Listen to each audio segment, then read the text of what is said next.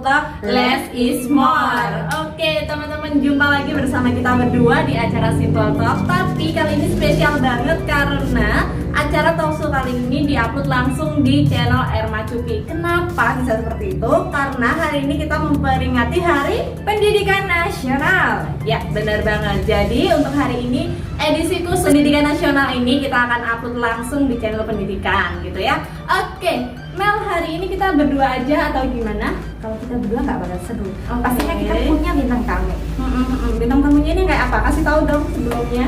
Bintang tamu kita itu masih muda, berprestasi, cantik, dan keren pokoknya menurut saya. Keren banget ya. Terus kira-kira ini kan karena kita memperingati Hari Pendidikan ya Mel ya. Emang ada hubungannya sama pendidikan gitu? Terusnya aja karena dia itu masih siswa. Oh, siswa. Nah, itu kan sisi kerennya kayak gitu, dia masih siswa, pinter bagi waktu sama wirausahanya dia. Jadi dia itu entrepreneur muda.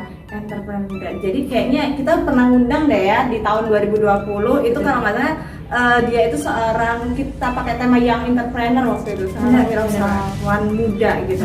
Oke, kalian pengen tahu seperti apa bintang tamu kita lihat cuplikan video sebelumnya. Selamat pagi semuanya, dan hari ini di Simple Talk kita akan membahas sesuatu yang inspiratif banget karena tema kita hari ini adalah Young Entrepreneur. Apa sih Erma, apa sih itu Young Entrepreneur? Ya, jadi hari ini di tengah kita nih Mel ya, sudah ada seorang wirausahawan muda. Seberapa muda ya? Karena dia baru kelas 10 SMK. Bayangin, baru kelas 10 udah punya wirausaha gitu kan. Yang ada di rumah, masing masa muda kita itu lebih baik dimanfaatkan untuk yang baik-baik saja, jangan dibuat yang negatif-negatif. Contohnya kita bisa berwirausaha, itu bisa menambah uang jajan kita juga. Selain itu bisa membantu orang tua, jadi meringankan biaya sekolah kita juga. Oke, hari ini sudah bersama bintang tamu kita, yaitu namanya siapa Mbak? Vanska Mega. Vanska Mega aja? Vanska Mega Kristanti. Oke, bisa dikenalin Vanska Mega ini seorang pelajar kah atau wirausaha atau gimana, biar teman-teman yang sebelumnya belum nonton bisa tahu nih hari ini kayak apa. Hai semua, kenalin, nama aku Vanska Mega Kristanti, siswi kelas 11 dari SMK STM Duren. Oke, siswi ya, kelas 11. Umurnya berapa? Baru 17 tahun. Kita kan juga 17 tahun. Iya, aku 12 malah. Plus ya? Plusnya jangan tanya. Oke, hari ini karena Meg, mungkin kita sharing aja ya, karena kita lagi memperingati Hari Pendidikan Nasional. Jadi kamu kan sebagai seorang siswa nih, bagaimana sih kamu memandang pendidikan itu sendiri? Menurut kamu kayak apa? Ya, pendidikan di Indonesia itu sangatlah penting buat kita, karena kita kalau tidak ada pendidikan kita tidak akan bisa seperti ini. Jadi pendidikan itu ya sangat perlu buat kita, karena kita dari kecil sampai dewasa itu butuh namanya pendidikan. Oke, butuh namanya pendidikan. Mungkin ada lagi Mel yang pengen dikorek dari si Mega. Kan dia bilangnya tadi kan pendidikan itu penting. Seberapa penting sih bagi seorang Vanska Mega tentang pendidikan itu? Jadi pendidikan yang seperti apa yang menurut Vanska Mega itu benar-benar harus Vanska Mega tempuh gitu. Setiap orang memiliki penemuan pendidikannya masing-masing. Kalau saya, pendidikan, namanya menempuh pendidikan itu tidak ada berhentinya. Kita berhenti berpendidikan kalau kita sudah meninggal. Jadi selama kita bernafas pun pendidikan itu sangatlah penting. Jadi jangan pernah sampai kita meninggalkan pendidikan. Keren banget ya. Memang dulu mikirnya kayak gitu nggak? Kayaknya aku masih jauh-jauh. Oke, gini Meg, kalau menurut Mega di pendidikan itu kita tahu ya, sekarang kita diupayakan untuk merdeka belajar. Maksudnya merdeka belajar ini bahwa pendidikan itu tidak hanya di dunia formal aja, atau tidak hanya pendidikan formal gitu kan. Jadi kita bisa belajar dari manapun. Jadi lebih identik kalau kita memperingati Hari Pendidikan itu ya, intinya adalah mencari ilmu. Itu tadi ya, mencari ilmu, dan mencari ilmu itu bisa dalam bidang apapun dan juga dari manapun. Bener nggak Meg? Bener banget. Nah, bener banget. Nah, sekarang kalau kita tahu nih, dulu sudah punya wirausaha katanya ya. Iya. Benar. Terus katanya juga Mega membuat suatu acara atau event untuk pendidikan di kalangan ibu-ibu PKK dan juga teman-temannya gitu Mel. Coba bisa diceritain nggak Mel? Nah, berawal saya dari belajar membatik itu dari ibu. Nah itu kan sama saja kita juga belajar ya, itu ilmu, itu pendidikan. Nah namanya ilmu itu kan harus kita bagi. Nah jadi dari situ saya membagi ilmu itu ke teman-teman. Nah teman-teman dapat pendidikan dari saya. Jadi gak semua pendidikan itu harus belajar, enggak, harus membaca, enggak. Jadi wirausaha pun kita juga berpendidikan. Kita harus belajar, kita harus juga punya pendidikan. Gimana sih kita membangun usaha, terus gimana sih kita bisa mengajari teman-teman kita, mengajari ibu-ibu gitu. Kita harus belajar juga. Jadi belajar itu nggak semuanya harus membaca buku, ujian itu semuanya enggak. Masuk ya. Terus Mega ini ketika bantu beberapa ibu itu kan punya komunitas pastinya. Apakah punya komunitas di tempatnya Mega atau gimana? Nah kalau untuk komunitas saya ikut ibu dulu. Jadi saya untuk usia saya yang seperti ini saya masih belum membangun suatu komunitas. Jadi saya merintisnya ikut dari ibu. Saya ikut komunitasnya ibu terlebih dahulu. Keren banget ya. Jadi di sini kita membuka wawasan bahwa sebenarnya yang namanya pendidikan itu sendiri atau menuntut ilmu kata Mega nggak harus dengan kita membaca buku. Bukan nggak harus sih sebenarnya, lebih identik kita bisa mendapatkan sumber belajar dari manapun gitu. Salah satunya Mega nih. Mega udah sebelumnya share ke ibu PKK pernah buat ini ya, workshop online ya. Kita di acara kita bertiga waktu itu kan, mungkin bisa ditampilkan posternya. Oke, itu adalah poster saat itu Mega berbagi ilmu tentang ekoprint ke teman-temannya secara online. Nah, ada juga ya Meg secara langsung ya? Ada secara langsung. Oke, mungkin bisa ditampilkan tayangan waktu Mega istilahnya memberikan ilmunya nih ke ibu-ibu PKK dan juga teman-teman di sekolah. Ini dia.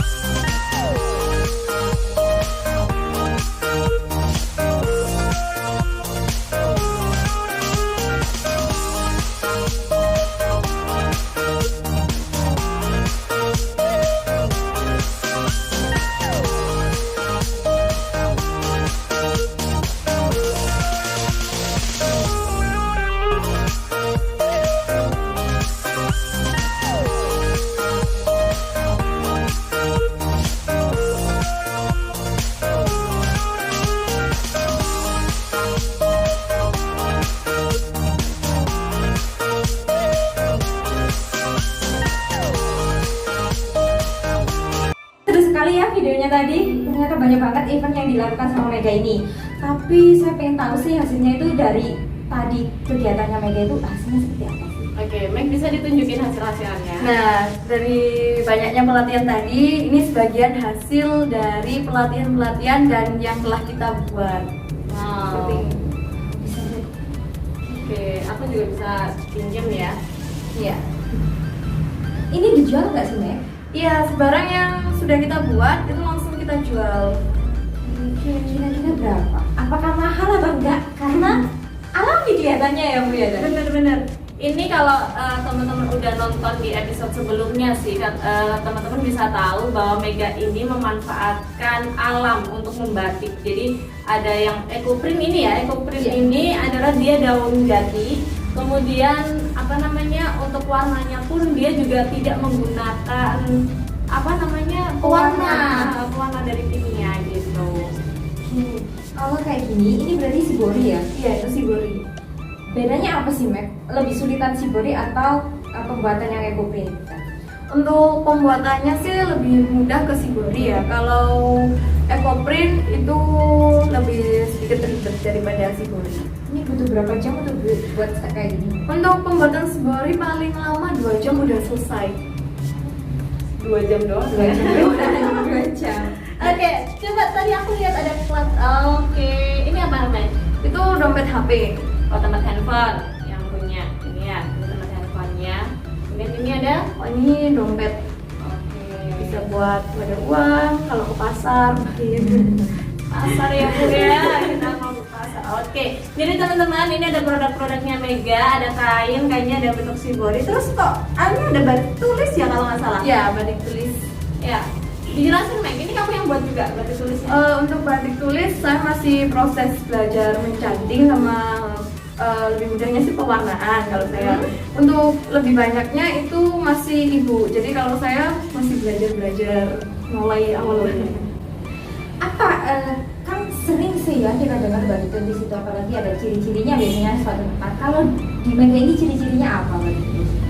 Untuk ciri-cirinya batik tulis yang saya buat bersama ibu itu warnanya itu lebih nggak terlalu apa ya, jadi kayak soft gitu, nggak Style berarti ya? ya kayak pastel gitu. Terus di daerah saya pun juga ada ciri khasnya yaitu buah gondang sama tebu. Gondang. Kan daerah saya tuh Oke. namanya Kecamatan Gondang Legi. Nah, awalnya itu katanya ada buah gondang. Nah, batik Gondang Legi itu ciri khasnya ada buah gondang sama pohon tebu. Bisa dilihatkan lebinya tadi itu ya? Oh Iya. iya, benernya untuk aku ya, maafkan. Ada tentunya itu karena ada kata Masa legi dari mana gitu kan? Oke, dia tinggal di Kecamatan Gondang Legi, itu ada di Kabupaten Malang. Jadi teman-teman kalau pengen tahu proses batik dan mau main-main ke Kabupaten Malang, boleh ya ke rumahnya Mega. Silakan. Oke, jadi Mega ini juga membuka untuk teman-teman yang mau daftar untuk pelatihan. Terus juga di channel satunya kita juga sempat buat ya Mel ya untuk tutorial pembuatannya. pembuatan ekoprint waktu itu. Gitu. Jadi teman-teman bisa belajar dan bisa dimanfaatkan. Oke Mel, mungkin kamu biasanya kan suka tanya-tanya masalah penjualan nih ya, profit gitu Iya. gitu. Pertamanya gini ya Mega, kan biasanya tuh usaha seperti itu tuh banyak kompetitornya. Terus ciri khasnya itu dari usaha ini tuh apa? Sebelum kita tanya masalah uang loh ya. Oke. Ciri khasnya yang membedakan antara produk ini sama produk yang lain itu apa? Untuk produk saya sendiri ya, kalau kebanyakan yang di luar itu masih pakai bahan kimia, maksudnya masih pakai kan kalau kita sebagian besar memang kimia, tapi kita selingi pakai bahan alam. Jadi nggak melulu semuanya itu pakai kimia gitu. Bahan alam itu bagus ya untuk sustainable product, tapi masalahnya bahannya tuh nggak limited gitu kan. Iya benar-benar. Kalau kita memanfaatkan alam, bisa jadi kita memanfaatkan daun jati. Kalau daun jatinya udah habis gimana? Nah, itu yang Ini kan jadi masalah juga kan teman-teman. Nah, kan kalau daun jati itu biasanya orang yang punya kebun tuh daun jati itu kayak dirempes gitu loh, jadi dibuang. Nah, daripada dibuang jadi sampah, kita minta kita buat batik ekoprint ini. Jadi kita juga nggak membuat sampah, tapi kita mengelola sampah itu menjadi bermanfaat gitu. Nah, sisanya juga pun nggak semuanya jadi sampah, enggak. Jadi sisa bahan alam tadi itu bisa dibuat jadi pupuk organik. Jadi lebih ke pemanfaatan limbah gitu ya. Iya. Hanya saja tadi belum terjawab nih. Mbak. Jadi kalau kita mau memanfaatkan daun jati, kita berhubungan dengan pohon jati ya. Pohon jati itu kan pasti ditebang toh. Dan untuk melakukan reboisasi itu butuh waktu yang sekian tahun lamanya. Terus kalau Mega udah kehabisan daun jatinya gimana? Untuk cara menanggulangi biar nggak habis, jadi mumpung sekarang itu masih lestari, masih banyak, jadi yang masih bibit-bibit itu sudah mulai kita tanam. Jadi biar nanti kedepannya pun kita juga nggak akan kehilangan pohon jati, dan di Indonesia pun pohon jati biar nggak punah gitu. Banget ini ya. Pemikirannya sampai ke sana, Bu. Terus nih, saya saya juga agak kepo sih sebenarnya. Dari penjualan produk ini, kira-kira itu profitnya gimana? Apakah cukup meyakinkan untuk usaha sustainable produk kayak ini? Jadi dari limbah itu gimana? Apakah meyakinkan atau tetap statis gitu aja itu gimana? Dari awal sih ada rasa pesimis untuk nggak laku gitu ya. Itu pasti ada karena kan ini dari alam. Mungkin orang memandang apa sih dari alam gitu. Tapi demi untuk lakunya di pemasaran, kita bisa keluar ke mana-mana, itu jadi kita harus buat model-model dan daun-daun warna. Kan warna daun jati itu kan sangat bagus, jadi orang tuh mendongkol daun bisa keluar warna ini gitu. Jadi kita itu harus bisa mengolah gimana sih alam itu bisa diterima sama orang gitu. Oke, itu kalau diterima loh ya. Ya. Pernah nggak selama Mega ini berwirausaha kayak gini, dengar-dengar komentar negatif lah tentang kok pakai daun kayak gitu sih gitu? Pernah nggak dapat komentar yang nggak nyenangin gitu? Pernah, pasti pernah. Kalau pasti nanti luntur karena dari alam gitu. Sebenarnya enggak, karena apa, kita memanfaatkan alam dan pengunciannya pun kita juga pakai pengunci warna yang sangat-sangat pekat, maksudnya nggak bakalan luntur gitu. Berarti kayak gini juga nggak bakal luntur ya? Enggak, karena sudah dikunci warnanya, jadi nggak Oke. bakalan luntur. Jadi kalau saya menyimpulkan dari apa yang disampaikan Mega, lebih identik tentang inovasi kita dengan memanfaatkan alam itu seperti apa. Jadi ketika kita mau diterima untuk oleh masyarakat gitu ya, berarti kan kita butuh inovasi-inovasi agar ini benar-benar bisa berterima dan waktunya lama gitu loh. Maksudnya nggak hanya sekali beli selesai gitu kan. Masih berkelanjutan. Iya, masih berkelanjutan gitu. Meg, sampai saat ini kamu jualan, terus dapat apa aja? Dapat banyak. Yang saya dapat sih, alhamdulillah saya bisa membantu orang tua meringankan biaya sekolah saya. Jadi dengan adanya usaha ini, alhamdulillah saya bisa bayar sekolah dengan uang yang saya dapat dari penjualan produk ini. Minder nggak tuh? Sedikit. Soalnya kita masih dibayar sama orang tua gitu kan? Bener-bener. Waktu seusia Mega gitu. Iya, waktu saya sama Mega, saya kayaknya juga masih orang tua aku ngasih enggak gitu kan. Jadi benar-benar yang inspiratif banget lah kalau kalian di usia muda gitu ya, kalian masih siswa pun bisa berwirausaha, itu penekanannya. Oke, jadi tadi udah banyak banget ya belajar tentang Mega, tentang wirausahanya dia, tentang pendidikan itu. Sebenarnya kalau saya tangkap nih, bahwa dia itu nggak belajar di sekolah aja teman-teman, tapi belajar juga dari rumah, dari ibunya yang seorang pengrajin batik, dia mau belajar. Jadi teman-teman ingat, sekarang kita sudah masanya merdeka untuk belajar dari manapun, belajar dari siapapun, dengan media apapun gitu ya. Oke, untuk segmen ini cukup ya, kita akan lanjut ke segmen Berikutnya yaitu kita Q&A gitu kan ya. Q&A. Karena kita masih kepo sebenarnya ini. Jadi Q&A dengan Mega tentang Benham.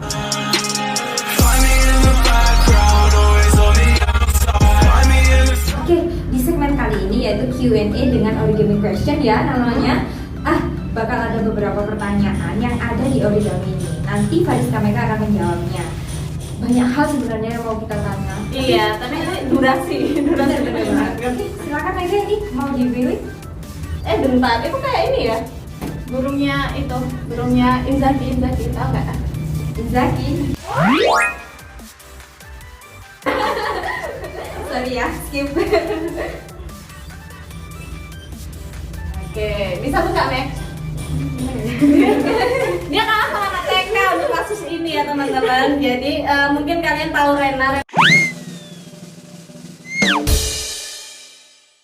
itu bisa buat kayak gini. Oke, tadi ada kata-kata bahwa Mega adalah siswi di salah satu SMK swasta di Kabupaten Malang. Dia berada di kelas 2. Kalau boleh tahu jurusan apa, Meg? Rekayasa perangkat lunak. Rekayasa perangkat lunak. IT dong ya? Ya. Cocok banget dengan pertanyaan kali ini ya teman-teman. Nantinya kalau Mega mau kuliah, pilih kuliah IT atau ekonomi. Nah, ada wirausaha nih ya. Mau manajemen ekonominya atau kuliah IT-nya, Meg? Lebih ke ekonomi. Kenapa? Ya, Menarik. dari awal saya kan sudah ada di wirausaha nih. Jadi kedepannya saya mau usaha saya ini lebih maju lagi, lebih mau dikenal semua orang, biar nggak dikenal hanya orang sekitar saja, saya mau dikenal oleh orang luar, oleh masyarakat Indonesia. Jadi saya mau kuliah di ekonomi. Tapi saya juga kepo nih ya. Saya kasih pertanyaan langsung ya. Boleh. Jadi gini, apa sih hubungannya kan Mega ngambil RPL nih ya, terus maunya kuliah di jurusan ekonomi karena punya usaha. Ya. Terus korelasinya antara nanti IT-nya Mega selama ini ke jurusan berikutnya itu apa? Nah, untuk IT-nya yang sekarang kan kita bisa memanfaatkan teknologi. Sekarang kita belajar teknologi, nah nanti di masa depan kita bisa lebih belajar lagi gimana sih usaha ini bisa berkembang dengan cara teknologi. Jadi kita mengenalkannya ini bisa lewat media sosial seperti itu. Jadi teknologi juga sangat penting di bidang usaha juga. Oke, boleh. Selanjutnya, Oke, Om. kamu suka warna terang ya? Jadi warna dulu deh. Next question. Ini cara membuatnya sulit ya kan? Membukanya gampang teman-teman. Jadi teman-teman kalau mau buat origami ya, buatlah yang mudah. Oke. Apa nih pertanyaannya? Belajar atau berkarya? Dua-duanya. Nggak boleh. Pilih salah satu. Jadi gini, belajar atau berkarya. Berkarya pun kita juga harus belajar kan. Kalau kita berkarya tapi kita nggak belajar sama saja. Jadi kita harus bisa mengimbangi belajar dan juga berkarya. Berapa persen sih antara belajar dan berkarya ini? 50-50. Jadi kita nggak boleh belajar tapi kita berkaryanya 0. Kita juga nggak boleh berkarya terus, kita belajarnya juga 0. Jadi kita harus 50-50. Kita harus bisa mengimbangi. Oke, bolehlah sekali lagi mungkin Mel. Gelap nih dia namanya. Karena saya kritik tadi ya. Oke. Pertanyaan terakhir untuk Fariska Mega Kristanti adalah bukan seleksi ini ya. Dang. Wow. Inovasi atau teknologi? Inovasi atau teknologi? Pilih salah satu kalau dua-duanya. Saya berinovasi dengan teknologi nggak boleh jawaban itu ya. Ayo, berinovasi atau lebih ke teknologi aja deh. Teknologi. Oh, teknologi. Kenapa harus teknologi? Teknologi itu penting. Jadi saat nanti kita sudah usaha saya sudah di atas, saya juga butuh teknologi. Karena semua pemasaran nggak semuanya offline, harus di pasar, harus di toko. Jadi kita harus juga punya teknologi. Jadi kalau kita tidak bisa menguasai teknologi pun, kita juga nggak bakalan tahu apa yang ada di pemasaran luar, itu nggak bakalan tahu. Jadi teknologi itu sangat penting untuk dunia wirausaha. Oke, berarti nggak usah inovasi berarti, cuma teknologi aja gitu kan? Ayo. Jadi ya gini kan jadinya apapun serba dilakukan secara virtual. Oke. Tapi usahanya tetap aja kayak gitu. Jadi tanpa inovasi apapun. Karena pilihannya tadi ada teknologi dan inovasi ya, Kita menjebak dia ya, jadi pertanyaannya menjebak. Nggak menjebak ini bagaimana kamu menanggapi sesuatu pertanyaan yang seharusnya kita harus dapat dua-duanya, tapi ketika kita hidup kita harus memilih, benar nggak sih? Itu namanya top priority. Yes. Gitu ya. Kita pasti punya banyak prioritas hidup. Betul. Tapi di antara prioritas tersebut mana yang paling utama? Jadi kita harus bisa memutuskan itu tadi. Dua-duanya sama esensialnya, sama penting. Tapi mana yang paling top di antara dua itu? Mana yang paling utama? Masih tetap teknologi ya? Dia setia nih jawabannya. Oke, itu tadi pertanyaan-pertanyaan kita bareng Mega. Kita sudah main-main sama Mega. Mungkin ada satu video lagi yang akan ditayangkan. Ini adalah produk-produknya Mega di batik EcoPrint. Ada modelnya juga sih ya. Temen kamu ya Meg ya?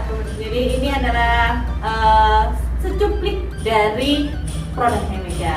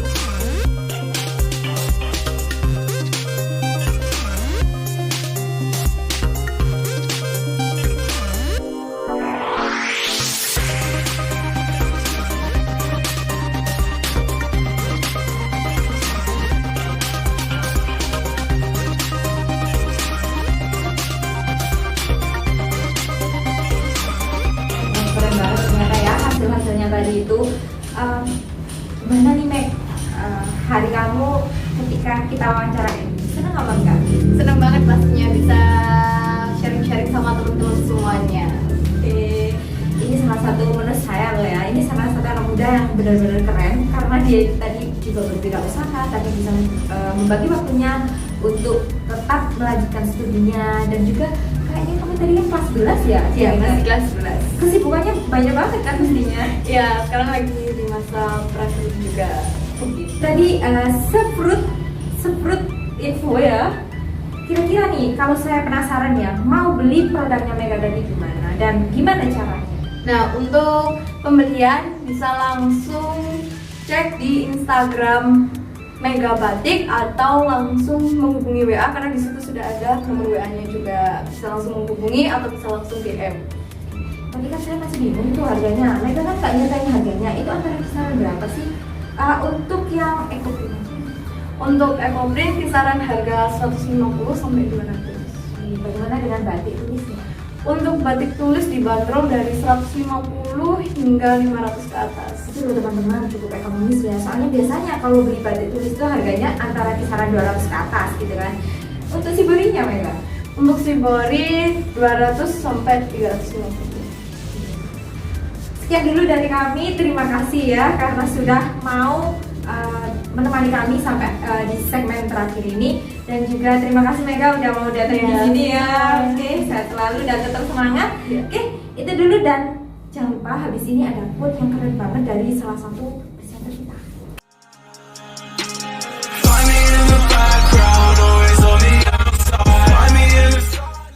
Ki Hajar Dewantara pernah berkata, setiap orang menjadi guru, setiap rumah menjadi sekolah. Dari situ kita bisa simpulkan bahwa jangan enggan untuk belajar dari siapapun, meskipun dia lebih muda dari kita. Dan juga jangan enggan untuk belajar dimanapun, meskipun itu berada di jalanan. Mari kita serentak bergerak, wujudkan Merdeka Belajar. Selamat Hari Pendidikan Nasional. That's all for today's session. Sekian dulu dari kami. Jangan lupa untuk menjaga kesehatan dan jangan lewatkan video-video kami berikutnya. Oke, simple talk, less is more. Oke, see you everyone. Wassalamualaikum warahmatullahi wabarakatuh.